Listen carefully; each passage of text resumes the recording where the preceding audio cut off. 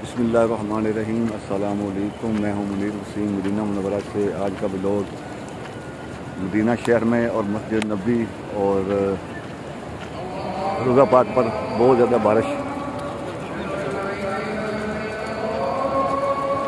और हमेशा की नमाज की अज़ान सलात हो रही है और नमाज़ पढ़ेंगे और इंशाअल्लाह नमाज के बाद फिर हम कुछ और व्लॉग बनाएंगे और घर चले जाएंगे। इस तरफ ये रास्ता आ रहा है सीधा सैना शोला से। लोग आ रहे हैं नमाज़ पढ़ने के लिए। वालेकुम।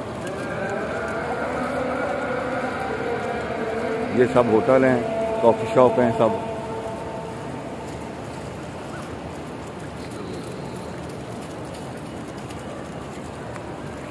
ये सब कॉफ़ी शॉप,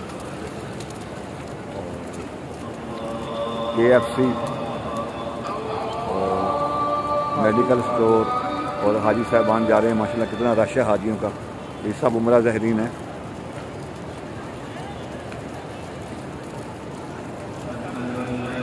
ईशा की नमाज जो है शुरू हो गई है तो हम नमाज की तरफ जा रहे हैं। इंशाअल्लाह ताला नमाज के बाद एक और व्लॉग बनाएंगे इंशाअल्लाह ताला। अल्लाह के हुक्म से सलाम चाहता हूँ। दुआ में याद रखना, हम आपको दुआ में याद रखेंगे इंशाअल्लाह।